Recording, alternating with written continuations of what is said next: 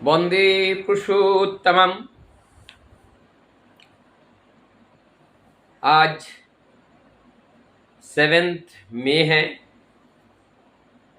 और ये 7 मई का दिन बहुत ही स्मरणीय दिन है। 7 मई 1861 को एक महानायक का जन्म हुआ और उस महाविभू जो देश पे नहीं अपितु संपूर्ण विश्व में भारत का विजय पताका को लहराया और उन्हीं के नाम से, उन्हीं के कृत्य कार्य से भारत माता का जो नाम है वो संपूर्ण जगत में फैला और वो है रविंद्रनाथ टैगोर। टैगोर जी बचपन से ही बहुत ही चंचल, धर्मपरायण, उनका जीवन शैली कुछ अलग, एक साधारण बच्चे से हटकर था। उन्हें साहित्य में बचपन से ही रुचि थी। उनके पिता देवेंद्रनाथ टैगोर और माता शारदा देवी, उनका जो परिवार है पहले से ही रॉयल फैमिली है। परिवार के भाई बहन, चाचा ताऊ, मतलब जो भी अपने परिवार के लोग हैं, all the member are intellectual. किसी ना किसी साइड में वो लोग अपना अपना प्रतिभा के द्वारा देश का नाम रोशन किए हैं। आज ऐसे ही एक महान शख्सियत का जन्मदिन के पावन पर्व पर हम लोग कुछ उनकी स्मृतियां जो उन्होंने अपने जीवन में हम लोगों के लिए सदियों के लिए प्रेरणा का स्रोत रख के गए हैं, उसके बारे में आज हम लोग जानकारी प्राप्त करेंगे। राष्ट्रगान हम लोग देखते हैं, भारत के राष्ट्रगान और बांग्लादेश के राष्ट्रगान, दोनों राष्ट्रगान के निर्माता रविंद्रनाथ टैगोर जी हैं। बांग्लादेश के राष्ट्रगान अमार सोनार बांग्ला, और उनके एक गाना बहुत ही फेमस है, केउ यदि तोर डाक सुने ना चले तो एकला चलो रे। कोई अगर आपके पुकार को सुन करके आपके पास नहीं आ रहा है तो आप उस अभियान को त्याग मत करो, आप अकेला चलो। और जब अकेला चलोगे आपके साथ प्रभु है, और इस दृढ़ संकल्प जो है, ये संकल्प ही आपका उद्देश्य को परिपूर्ण करने के लिए प्रकृति ही आपका सहयोगी बनेगी। ऐसे विश्वास के साथ रविंद्रनाथ टैगोर जी का जो जीवन है वो चलता चला गया।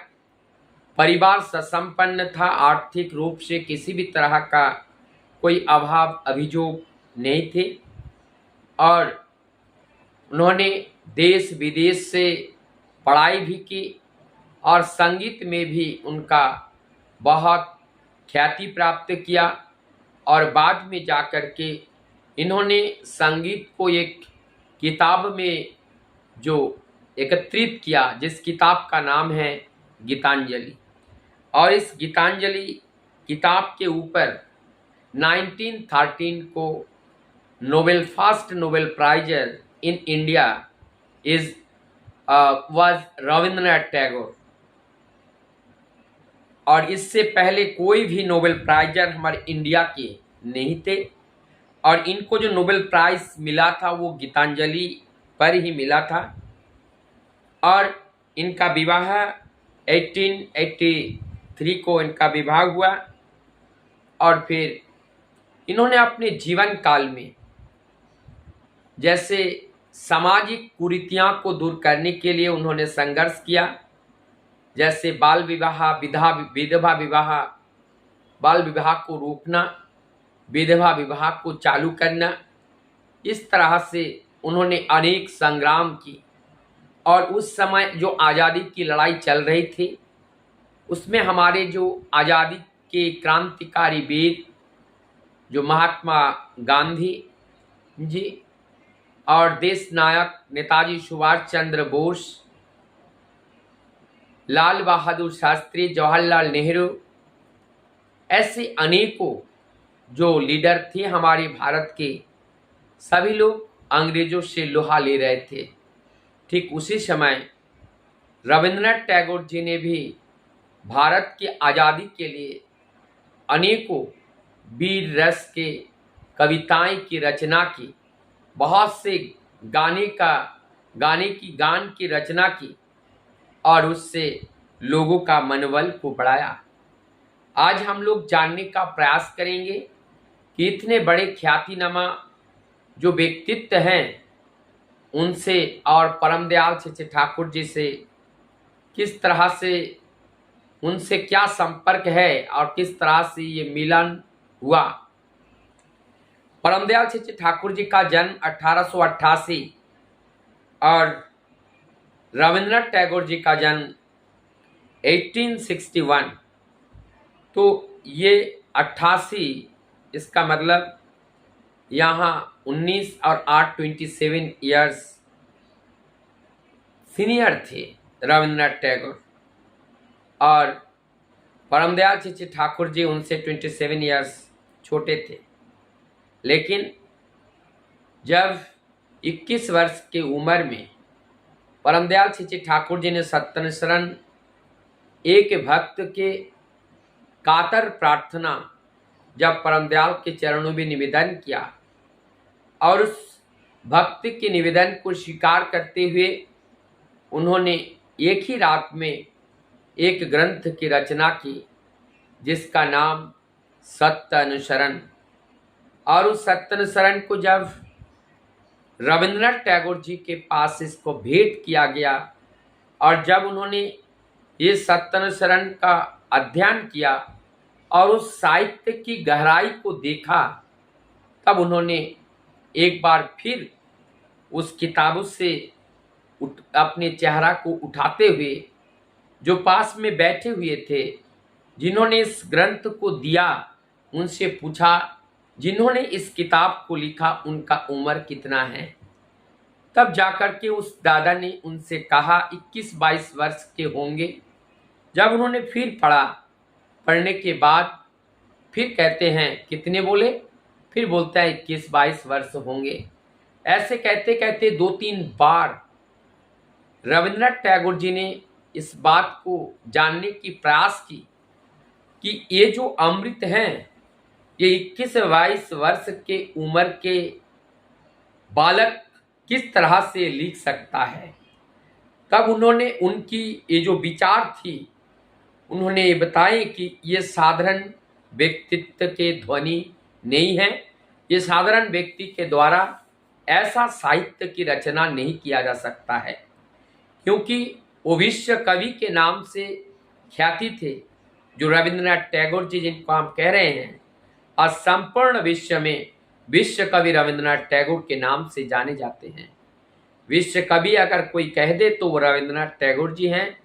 उनका ये जो दृढ़ संकल्प था एवं अपने साहित्य के प्रति उनका विश्वास, साहित्य के प्रति उनका सेवा और नई साहित्य की जो खोज, और जिनके माध्यम से भारत की गरिमा को इतनी ऊंचाई तक पहुंचाने का जिस कार्य को किया है, वो विश्व कवि रविंद्रनाथ टैगोर आज कई बार परमदयाल चेचे ठाकुर जी के बारे में उनके अनुयायियों से पूछ रहे हैं। अर्थात रविंद्रनाथ टैगोर जी को भी ठाकुर जी के बारे में जानकारियाँ थी और उनसे ये जो सत्यनारायण ग्रंथ भी उनको दिया गया था।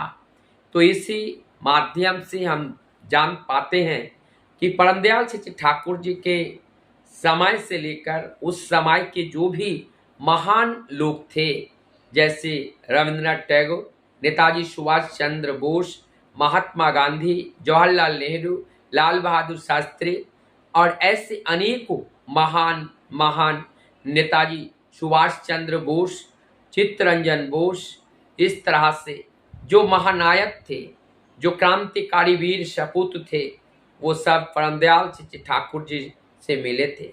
ठाकुर जी की भावना, ठाकुर जी की जो विचार थी, वो भी क्रांतिकारी विचार थे।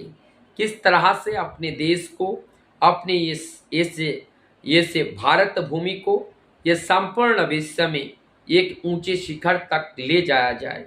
और उस समय भारत जो अंग्रेजों के जंजीर में जो फंसा हुआ था, गुलामी में जो जकड़ा हुआ था, उस गुलामी के जाल से, उस गुलामी के बेड़ी को किस तरह से पार किया जाए, उस बेड़ी को किस तरह से तोड़ा जाए, इसके लिए परमदयाल सिंह ठाकुर जी ने भी अपने वाणी को कार्य किए, अनेकों प्रयास किए, अनेकों आंदोलन उन्होंने आंदोलनकारियों के साथ सहयोगी बन करके वहाँ पर अपना योगदान दिए हैं। और इस तरह से आज हम जिस भारत भूमि पर है, ये जो स्वतंत्र भारत कहते हैं, लेकिन हम सब एक एक व्यक्ति, एवरी इंडिविजुअल ये परतंत्र के रूप में जी रहे हैं। अर्थात हम लोग वृत्ति प्रवृत्तियों के दास बनकर जब तक हम चलते रहेंगे, तब हम स्वतंत्र नहीं कहलाएंगे। स्वतंत्र हम उस दिन कहलाएंगे जिस दिन हम ये जो वृत्ति प्रवृत्तियों हैं, उनको जब हम अपने दास बना करके परम पिता के कार्य में उनको हम झोंकेंगे, परम पिता के कार्य में जब हम उनको खींचेंगे, उनको ले चलेंगे, तभी जो है हमारी इस जीवन की सार्थकता होगी। वंदे